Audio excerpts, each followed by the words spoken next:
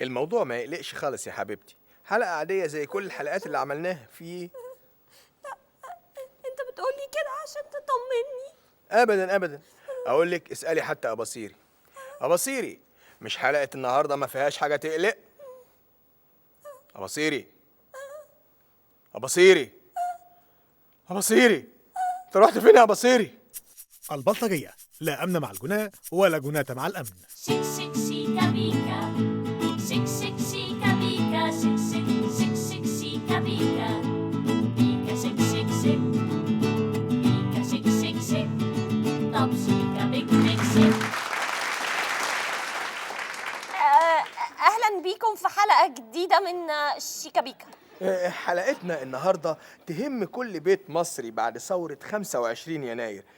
حلقتنا النهارده عن البلطجة.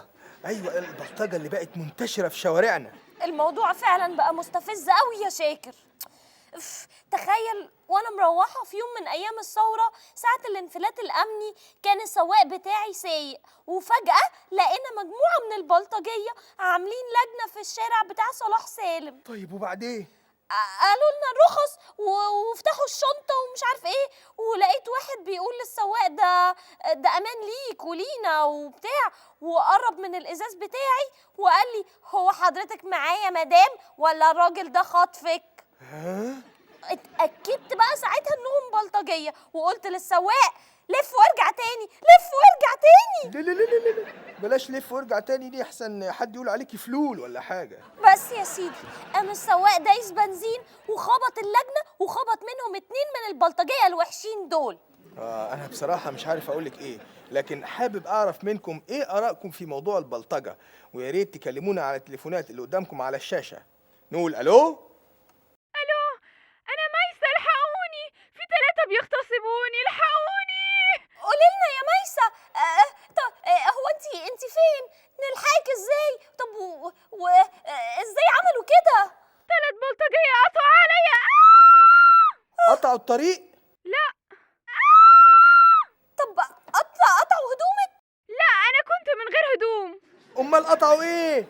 قطعوا عليا خلوتي مع عشيقي وبيغتصبوني. يبدو إن الخط قطع. طيب في تليفون تاني؟ طيب نقول ألو؟ الو، معك نطاط الحيط ابو شلاضيم. اهلا بيك مستر جامبر. جامبر؟ بصوا الاباصيري معايا، لو يهمكم امره ابعتوا 1,000,000 جنيه على العنوان اللي همليهولك ده. خد عندك 34. استنى، إيه ده؟ يبدو إن الرقم غلط. أباصيري مين وبتاع مين؟ وبعدين إحنا ما عندناش 1,000,000 مليم على بعض. تليفون تالت. الو. الو، انا حابب اوجه رساله لكل اهالي القاهره، ما تخافوش من البلطجيه دي، كلها اشاعات. واخيرا تليفون متفائل. طبعا الواحد مننا لازم يسيبه من جو الخوف ده، يقفل شقته وينزل ويروح الساحل، يرفع عن نفسه شويه، ما يفضلش قاعد جنب حاجته. والله فكرة رائعة. طيب وحضرتك شغال إيه يا فندم؟ بالصلاه على النبي كده حرامي شقق. طيب لحد التليفونات بقى ما تتعدل نروح لفاصل ونرجع لكم تاني مع ضيوفنا النهارده. انا خلاص مرعوبة مش عارفة اتصرف ومش تفتكري عارفة موضوع الاباصيري ده فعلا حقيقة؟ اباصيري، ابصيري. اباصيري، طب رد عليا. شيك شيك شيكا بيكا، بيكا شيك شيك شيك، شيك شيك شيكا بيكا، بيكا شيك شيك شيك. البلطجية مهنة خارجة عن النظام وخارجة من النظام برضه. في مصر يسمى من يمتهن البلطجة بالبلطجي، وفي سوريا شبيح، وفي ليبيا مرتزقة، وفي المغرب شمكرية. بدأ البلطجي حياته كده. في حد عايز ينزل لي؟ بعدها قررت الحكومة احتضانهم في أهم أحداث مصر. النهارده معانا ضيفين مميزين ومحبوبين لقلوبنا. يشرفنا ان يكون معانا اول مناظرة بين 2 بيدعوا لتأسيس نقابة للبلطجية. الاول عباس ابو السنج، والتاني عباس ابو المطاوي. نرحب بالاستاذ ابو المطاوي. ونادى فيه ولا يمز مزيين وليه ما تبتدوش بابو السناج الاول؟ يا ده العين ما بتعلاش عن الحاجب، ده انا عارفك من قبل ما تمسك سويس نايف. لا ده خروف، ده انا بثبت ناس نيت من قبل ما تثبت شعرك ثبت مين؟ ده انا اظبطك. وكتاب الله كداب وبطنك فاضيه. ايه يا رجاله، ايه في ايه؟ مفيش احترام لقعدتي ولا ايه؟ انا عايز اتكلم الاول. وليه مش انا يا اسطى؟ خلاص يبقى يسطا. خلاص يبقى نعمل طص. طصة؟ ايه دي؟ يعني ايه دي؟ يعني نرمي قرش. كوين يعني. ايوه كوين. بصوا يا رجاله، ده ربع جنيه. ابو المطاوي كتابه وابو السنج ملك. اتفقنا؟ اتفقنا. مش هيزعل. عداله. يلا.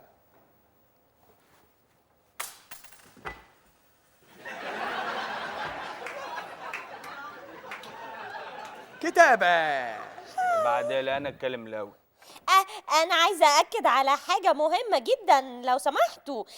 عايزين المناظرة دي تكون محترمة وراقية وتنافس مناظرات كلينتون وأوباما. بص يا ابله، انا عندي حاجه ليكي تخلص المواضيع دي كلها. احنا نعمل نيابه محترمه تظبط البلطجيه وتظبطهم اجازات، اهم حاجه الاجازات. إيه ازاي يا ابو المطاوي؟ اوضح شويه. يا بيه البلطجيه بقالهم سنه ونص ما خدوش اجازات.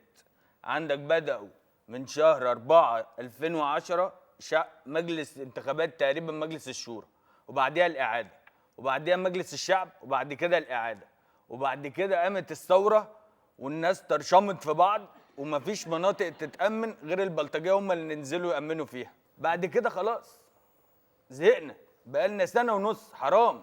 عندك حق يا أستاذ. ايه ده معاه حق ايه يا ابله؟ انتوا مربطين كوبريه واحده مع بعضيكوا ولا ايه؟ معلش سيبك منهم يا معلم. اتفضل حضرتك.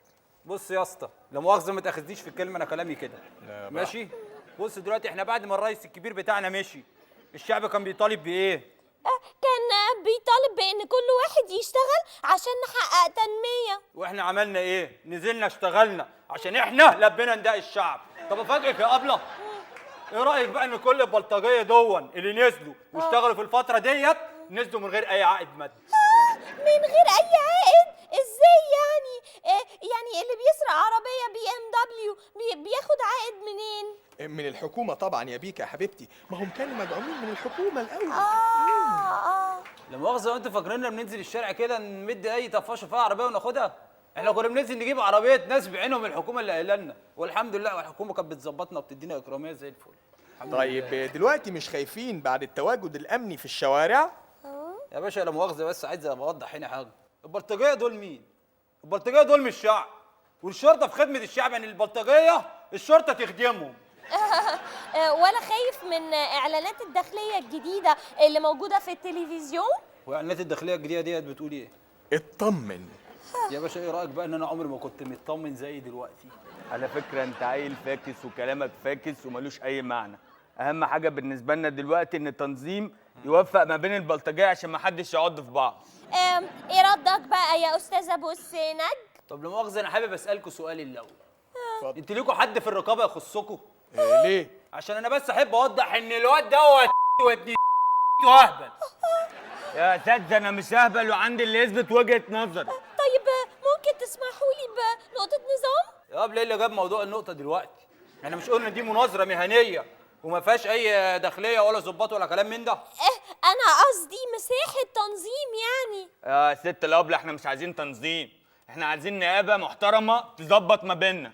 المدام قصدها مدام ساره. دي مصلحه ليه؟ ما تيجي نيجي ونجيب ميليكي؟ فين؟ شيكا الحقني خبيني. لا ما اعرفكيش. طب لا مين؟ انا ما صدقت اصلا. وزي ما عودناكم على انفرادتنا بنرصد معاكم استعدادات مجموعة من البلطجية للانتخابات المقبلة. نتعرف بيك. الاسم الكودي اكس. أستاذ إكس، شايفين إنكم مشغولين شوي. زي ما انت عارف المرحله اللي جايه كده، وزي ما بتوع الزبادي بيستعدوا لرمضان وبتوع الحلاوه بيستعدوا للمولد، احنا كمان داخلين على انتخابات كده ولازم نستعد لها عموما يعني. كلمنا أكتر على اللي بنشوفه قدامنا دلوقتي. زي ما انت شايف احنا عندنا خطين انتاج من مولوتوف، خط انتاج للازايز الكبيره ودي بتاعت المحترفين، وخط انتاج ولا يخزى يعني للمواطن العادي ازاز صغيره كده عشان لو شاف اي حد معارض يولع فيه دغري. لكن انا شايف ان في اسلحه تانية زي المطاوي والسواطير والسلاسل. دي بتبقى هدايا لما انت بتشتري ازازه مولوتوف تحت الغطا بتلاقي هديه، ودي ممكن تبدلها باي حاجه انت تحبها. زي الازازه دي ممكن اولع لك فيها واوريها لك حالا. لا والله خلاص، ما تغلاش عليك والمصحف. حقك عليا خلاص. ماشي. والناس ممكن تعرف منافسكم منين؟ من على الاوفيشال بيج بتاعتنا على الفيس اللي فيها 204,000 فان، وخلي بالك تكون الاوفيشال لانه في حاجات كتيره بتقلدنا. ها خلي بالك.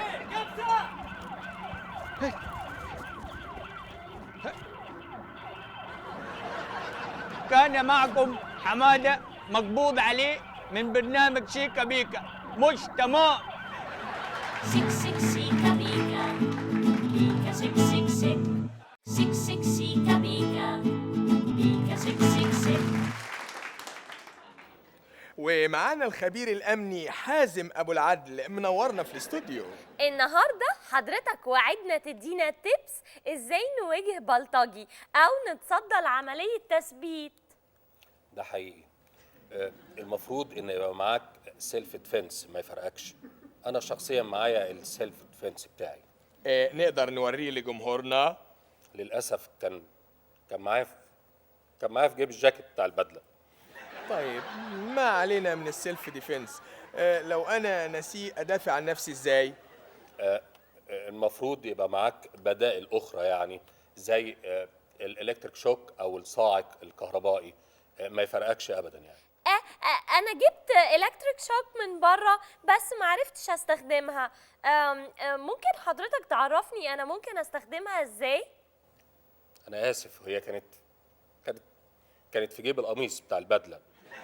طيب انا ساعات بنسى الالكتريك شوك، ممكن يبقى فيه بديل؟ احيانا بيبقى مناسب السلاح الصغنن اللي بيبقى موجود في القصافه. ما يفرقكش، ده بيبقى مناسب يعني. اعتقد ان ده بقى سهل توريهولنا.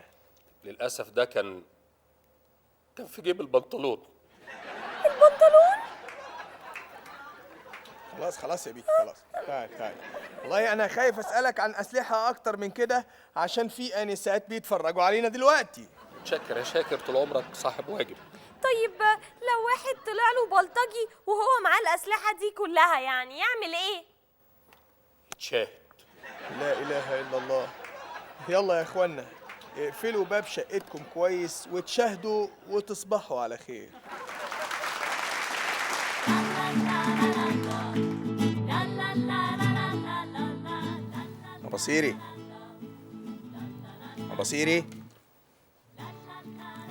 بصيري ايه ده؟ انت رجعت؟ انت اللي خاطفه؟ طب قول لي عجبتك الحلقة؟ بجد؟ طب معلش طلب مني يعني ما تنساش تأكل أباصيري عشان ده من الصبح على لحم بطن. لا يا عم دول عيال هب مش عارفين ان ربع جنيه الوشين كتابة. هو قلبك بس اللي اتقطع. كل حاجة يا حرام. فين البنطلون؟ هو البنطلون بس